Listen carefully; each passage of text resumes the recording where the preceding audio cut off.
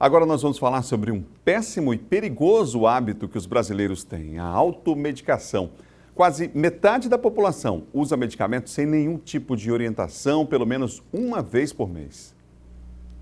Devido aos problemas de saúde que enfrenta, a Laura normalmente recorre a essas medicações que não faltam na casa dela.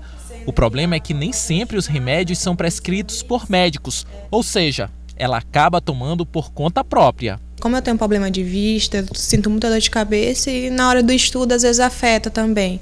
E eu tenho muito problema também com o estômago, porque eu tenho um péssimo hábito de má alimentação e também por problemas ocasionados pelos remédios controlados que eu tomo diariamente. Assim como a Laura, muitas pessoas também têm o hábito de se automedicar.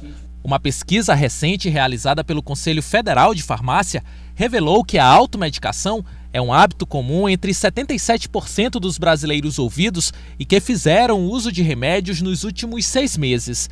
A pesquisa mostrou ainda que 47% dos entrevistados se automedicam pelo menos uma vez por mês e 25% fazem uso de remédios sem prescrição uma vez por semana ou mesmo todos os dias.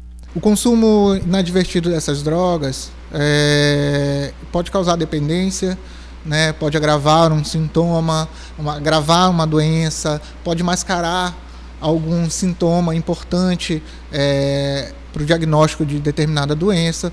Além disso, nos casos específicos, nós temos a questão da automedicação com antibióticos, que pode levar a superbactérias, né? A superresistência de bactérias, que vão dificultar aí cada vez mais o tratamento das infecções. Entre os medicamentos mais usados sem receita, destaque para os analgésicos e antitérmicos, os antibióticos e os relaxantes musculares. No caso da Laura, quando existe alguma dúvida sobre que remédio tomar, ela acaba recorrendo a informações via internet, em sites de pesquisa. É errado o que a gente faz, mas normalmente agora é o Google. A gente vai pesquisar o que a gente está sentindo para a gente ver o que pode usar para melhorar o sintoma. Uma postura completamente equivocada, segundo especialistas, já que além da possibilidade do organismo adquirir resistência, uma droga administrada de maneira incorreta pode levar o paciente, inclusive, à morte. Muitas das vezes o paciente ele tende a seguir conselhos dos vizinhos, dos amigos, dos parentes, como você falou, recorrer ao Google, né? E não recorrer a profissionais que realmente entendem do assunto, né? Como é o caso do profissional farmacêutico, do médico. Um dos propósitos da assistência farmacêutica é justamente promover o uso racional do medicamento.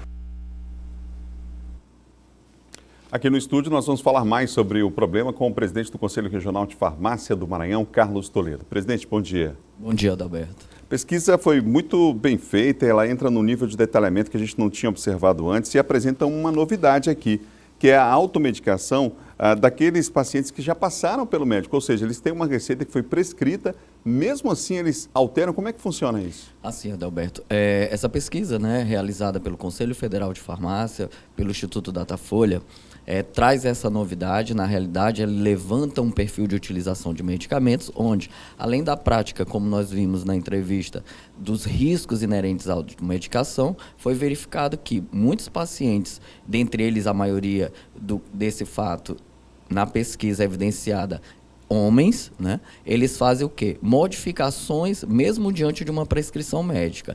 Essas modificações são consideradas como falhas na adesão ao tratamento, ou seja, a adesão ao tratamento deve ser concebido pelo próprio usuário, que é o protagonista do tratamento também, como a aceitação, a frequência, ao modo de utilizar corretamente como está descrito e é orientado tanto pelo médico como orientado pelo farmacêutico. Então ele suprime doses, ele aumenta doses, ele deixa de utilizar o medicamento, né? Então são consideradas falhas na adesão, onde o processo educativo, tanto pelo médico como reforçado pelo farmacêutico, ele é muito importante. Quais são os riscos disso? Vamos falar mais uma vez, porque o mesmo remédio que cura, mata, né? Exatamente. E lembrando até mesmo da posse de um medicamento prescrito, a pesquisa também evidencia que há a possibilidade também desse paciente, mesmo sem necessidade de uso, estar, porventura, repetindo essas prescrições. E não só repetindo, mas como também indicando a familiares, amigos, vizinhos, medicamentos que, porventura, tiveram até mesmo sucesso na terapêutica. Na reportagem, um dos entrevistados falou sobre auxílio da família. Às vezes a pessoa guarda a receita, aí fala, eu já tive esse problema, tá aqui, o médico me passou esse medicamento. E é fazer aquilo que você falou, a repetição do medicamento, só que as pessoas são completamente diferentes, são realidades distintas, né? São problemas distintos, né? Cada caso é um caso, é importante ressaltar isso. E assim, o objetivo terapêutico é que dê certo, mas uma vez dando certo, não é para que ele possa estar repassando para vizinhos, amigos ou familiares. A pesquisa também identificou um outro aspecto em relação ao comportamento, que é 22% dos entrevistados que utilizaram medicamentos nos últimos 6 meses tiveram dúvidas.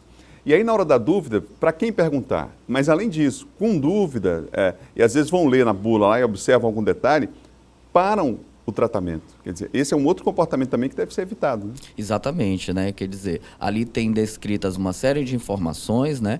Vale ressaltar que na bula do medicamento, para isso a Agência Nacional de Vigilância Sanitária, ela coloca à disposição bula de usuário e bula para os profissionais da saúde, com informações que são mais técnicas, né, inerentes mesmo à resolução de problemas dessa terapêutica, né, que são preparados para esse tipo de público. Eu falei sobre a dúvida e a consulta, né? E as pessoas, a pesquisa mostrou que primeiro, depois do médico, consultam geralmente a internet, depois a bula e, em quarto lugar, os farmacêuticos. Hoje a gente tem um acesso muito maior a esses profissionais, devido, inclusive, mudanças na legislação, a exigência da presença desse profissional nos estabelecimentos.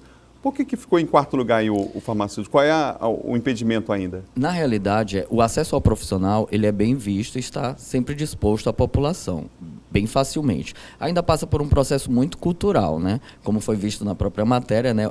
A facilidade do uso de recursos de informações como o Google e outros indexadores ainda é muito utilizado, principalmente pela população jovem, que tem tanto acesso às tecnologias quanto ao próprio medicamento, né?